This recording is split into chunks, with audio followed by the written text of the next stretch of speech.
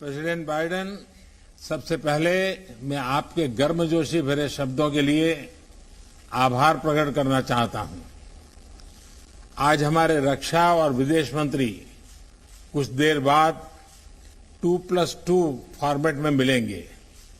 उससे पहले हमारी यह मुलाकात उनकी बातचीत को दिशा देने के लिए महत्वपूर्ण है और इस वर्चुअल मुलाकात का इनिशिएटिव आपने लिया, इसके लिए भी मैं आपका अभिनंदन करता हूं। एक्सेलेंसी, पिछले साल सितंबर में जब मैं वॉशिंगटन आया था और जिसका आपने अभी जिक्र भी किया, और तब आपने कहा था कि भारत अमेरिका पार्टनरशिप बहुत सी वैश्विक समस्याओं के समाधान में योगदान दे सकती है। मैं आपकी बात से पूर्णतया सहमत हूं। विश्व के दो सबसे बड़े और पुराने लोकतंत्रों के रूप में हम नेचुरल पार्टनर्स हैं और पिछले कुछ वर्षों में हमारे संबंधों में जो प्रगति हुई है, जो नया मोमेंटम बना है, आज से एक दशक पहले भी शायद ऐसी कल्पना करना मुश्किल था।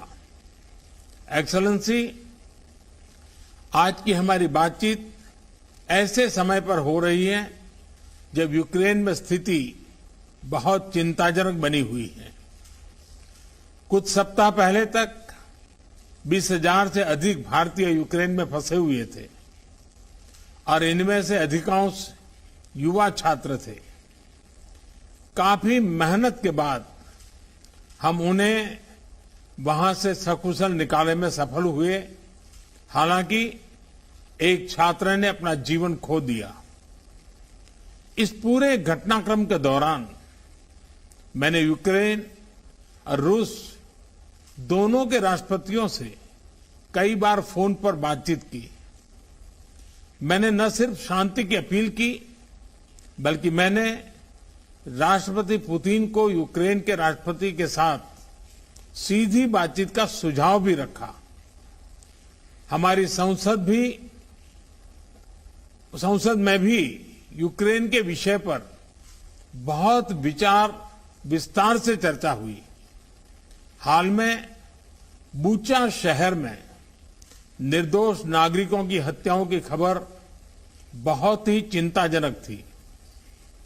हमने इसकी तुरंत निंदा की और एक निष्पक्ष जांच की मांग भी की है।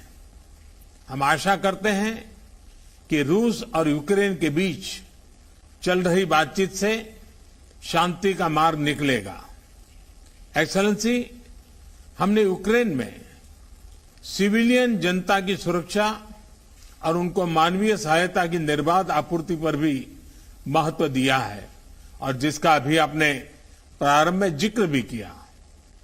हमने अपनी तरफ से दवाइयां व अन्य राहत सामग्री यूक्रेन और उनके पड़ोसी देशों को भेजी है और यूक्रेन की मांग पर हम शीघ्र ही दवाइयों का एक और कंसाइनमेंट भेज रहे हैं।